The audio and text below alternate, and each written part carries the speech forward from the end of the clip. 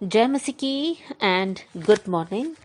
आज सुबह प्रभु का वचन हमारे लिए गलातियों की पत्री 5वां अध्याय 25 और 26 आयत, गलेशियंस चैप्टर 5 वर्स 25 एंड 26 आपके लिए पढ़ना चाहती हूँ।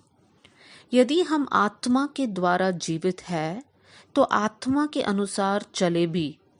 हम घमंडी होकर न एक दूसरे को छेड़े और न एक दूसरे से डाह करे। पिछले दिनों में हम प्रभु के साथ साथ चलने के बारे में सीख रहे थे और इस आयत में हमने ये पढ़ा कि हमें आत्मा के अनुसार चलना है और आत्मा के अनुसार चलते उस समय पर हमें कैसे चलना है कर 26वीं आयत में इस प्रकार बताया है, हम घमंडी होकर ना एक दूसरे को छेड़े और ना एक दूसरे से डाह करे। उसका सबसे पहला भाग ये है, घमंडी होकर हमें एक दूसरे को छेड़ना नहीं है। यहाँ पर छेड़ने का मतलब है कि हमें एक दूसरे को गुस्सा दिलाना नहीं है। मेरे प्रियो, आत्मा के अनुसार चलने का मतलब है कि हमारे अंदर घमंड नहीं होना चाहिए। हमें अपने आप के बारे में ज़्यादा नहीं समझना चाहिए। बहुत से वक्त हम प्रभु से प्रार्थना करते हैं, प्रभु हमें आपके साथ साथ चलना है, हमें आप में बढ़ना है, और परमेश्वर हमारी प्रार्थनाओं को सुनता है और परमेश्वर हमको आशीष देता है। हमारा आत्मिक जीवन में बढ़ोतरी होता है, परमेश्वर हमारे परिवार में आशीष देता है और हम हर तरीके से आशीषित लोग बन जाते हैं। लेकिन उस समय पर हमें सावधान रहना चाहिए क्योंकि हमारे अंदर घमंड आ सकता है। शैतान का यही चाल है कि वो हमें प्रभु की ओर से खींचे, हमें विश्वास से गिराए। इसलिए शैतान अलग अलग प्रकार का तीर हमारे खिलाफ भेजता है। तो हमें ये तीर से सावधान रहना चाहिए और वो है, हमारे अंदर घमंड नहीं आना चाहिए। जैसे मैंने पहले कहा कि बहुत से वक्त जब हम लोग आत्मिक बातों में बढ़ते हैं तब हमारे अंदर हम नहीं जानते हुए भी एक घमंड आ जाता है। उसका एक लक्षण यह है कि हम दूसरों को देखते हैं तो हम उनको तुच्छ नज़र से देखते हैं। हमको लगता है कि देखो हम प्रभु में इतना बढ़ गए, हम प्रार्थना कर रहे हैं, हम वचन पढ़ रहे हैं, लेकिन वो लोग देखो कितने बेकार लोग हैं। वो लोग प्रार्थना नहीं कर रहे हैं, वो लोग सिर्फ नाम के लिए विश्वास में है, वो लोग बाइबल नहीं पढ़ते हैं, बाइबल स्टडी नहीं करते हैं, और हम जो है धीरे धीरे उनको तुच्छ नज़र से देखने लग जाते हैं। तुच्छ नज़र से देखने का मतलब यह है कि हम अपने आप को श्रेष्ठ समझ रहे हैं। हम ये भूल रहे हैं कि एक बार हम भी उसी नाव में थे, एक बार हम भी वहां पर संघर्ष कर रहे थे। लेकिन आज जब प्रभु ने हमको उठाया, आज जब प्रभु हमको आदर दे रहे हैं, हम पुरानी बातों को भूल गए हैं और हम ऐसे ही प्रकार के लोगों को देखकर हम तुच्छ समझने लगते हैं।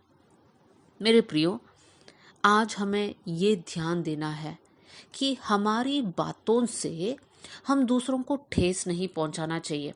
जब हम अपने आप को श्रेष्ठ समझते हैं तब हमारे अंदर घमंड है, और घमंड के कारण हम ऐसी ऐसी बातें बोलते हैं जिसके कारण सुनने वाला इंसान या तो निराश हो जाता है, नहीं तो उनके अंदर गुस्सा आ जाता है, क्योंकि हमारा शब्द ही तीखा शब्द हो जाता है। हमारे शब्द से हम लोगों को दिखाना चाहते कि देखो हम श्रेष्ठ है। लेकिन प्रभु के बच्चे कभी भी इस प्रकार के शब्द नहीं बोलना चाहिए। एक आयत आपके सामने रखना चाहती हूँ, रोमियो की किताब 12 अध्याय और उसका 3 आयत, रोमन्स चैप्टर 12 वर्स 3 में हम इस प्रकार पढ़ते हैं, क्योंकि मैं उस अनुग्रह के कारण जो मुझको मिला है तुम में से हरेक से कहता हूँ कि जैसे समझना चाहिए उससे बढ़कर कोई भी अपने आप को ना समझे। पौलुस यहाँ पर एकदम क्लियर कट बताता है कि जितना अपने आप के बारे में समझना चाहिए उतना ही समझना, उससे बढ़कर अपने आप के बारे में नहीं सोचना। देखिए, हम में से बहुत से लोग दो प्रकार की फीलिंग से संघर्ष करते होंगे। कभी कभी हमारे अंदर इन्फीरियोरिटी फीलिंग आता है, एक हीन भावना आता है जहाँ पर हमें लगता है कि हम सबसे बेकार हैं, और कभी कभी हमारे अंदर एक सुपीरियोरिटी फीलिंग, हमको ऐसा लगता है कि हम ही सबसे श्रेष्ठ है। ये दोनों भावनाएं जो है प्रभु के सामने गलत है। हम सब प्रभु के बच्चे हैं, हमें एक दूसरे से प्रेम करना चाहिए, हम एक दूसरे को अपना भाई बहन समझना चाहिए। हमारे अंदर हीन भावना भी नहीं होना चाहिए और हमारे अंदर एक श्रेष्ठ भावना भी नहीं होना चाहिए, मतलब दूसरों को तुच्छ देखने वाला भावना भी नहीं होना चाहिए। तो मेरे प्रियो, जैसे पौलुस कहता है कि हमें अपने आप के बारे में बढ़कर नहीं सोचना चाहिए। एक और आयत को मैं आपके सामने रखना चाहती हूँ, और वो है फिलिपियों की पत्री। फिलिपियों की पत्री और उसका 2 अध्याय में हम आएंगे, और उसका 3 आयत, फिलिपियंस चैप्टर 2 वर्स 3 में हम पढ़ते हैं, विरोध या झूठी बड़ाई के लिए कुछ ना करो, पर दीनता से एक दूसरे को अपने से अच्छा समझो। बहुत से वक्त जब हम दूसरों के बारे में बुरा सोचते हैं, अपने आप के बारे में बड़ा समझते हैं, उस समय पर यह आयत हमें याद आना चाहिए कि झूठी बड़ाई के लिए हमें कुछ नहीं करना चाहिए। बहुत से वक्त हम चाहते हैं कि लोग हमारी तारीफ करें, लोग हमारा नाम लेते समय हमारे लिए ताली बजाए, हम फेमस हो जाए। ऐसी ऐसी बातें जो है हमारे मन में आता है। लेकिन पौलुस क्या कहता है, झूठी बड़ाई के लिए हमें कुछ नहीं करना चाहिए, लेकिन दीनता के साथ एक दूसरे को अपने से अच्छा समझो। फिर आगे पौलुस लिखता है 4 आयत में, हर एक अपने ही हित की नहीं वरन दूसरों के हित की भी चिंता करो। हमें स्वार्थी होकर अपने आप के बारे में नहीं सोचना है, लेकिन हमें दूसरों के बारे में सोचना है। अगर आप प्रार्थना करने वाला एक इंसान है और आप ऐसे एक व्यक्ति को देखता है जो प्रार्थना में पीछे हट गए हैं, उनको देखकर आपको खुश नहीं होना कि देखो मैं कितना बढ़ गया हूं। नहीं, आपको उनके बारे में सोचना है। आपको ये सोचना है कि कैसे मैं उस भाई या बहन को प्रभु के पास वापस लेकर आऊं, कैसे उनको प्रार्थना करने के लिए मैं उत्साहित करूं। इस प्रकार का एक सोच हमारे अंदर होना चाहिए।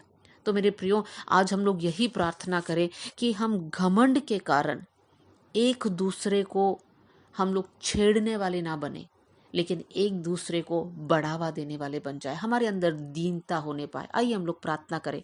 स्वर्गीय पिता, आज का वचन के लिए मैं धन्यवाद करती हूँ प्रभु जी। परमेश्वर, सुनने वाले हर एक भाई और बहन के लिए मैं दुआ करती हूँ प्रभु। हम सब आपके बच्चे हैं प्रभु जी। आपके सामने परमेश्वर हम लोग दीनता के साथ चलना चाहते हैं, आत्मा के अनुसार चलना चाहते हैं प्रभु जी। कभी भी हमारे अंदर इंफीरियोरिटी फीलिंग ना आए, ना सुपीरियोरिटी फीलिंग आए प्रभु जी। परमेश्वर, हम सब एक दूसरे को बढ़ावा देने वाले लोग बन जाए प्रभु। हमारे शब्दों से कोई ठेस किसी को ना लगे प्रभु। हमारे शब्दों से किसी के अंदर गुस्सा ना आए, किसी के अंदर निराशा ना आए प्रभु जी। लेकिन हम आपस में एक दूसरे को एनकरेज कर कर आत्मिक जीवन में आगे बढ़ने वाले लोग बन जाए प्रभु। आपने हमारी प्रार्थना सुन लिया, इसलिए धन्यवाद। आदर और महिमा आपको देते हुए यीशु के नाम से हम मांगते हैं, amen. God bless you all. जय मसीह की।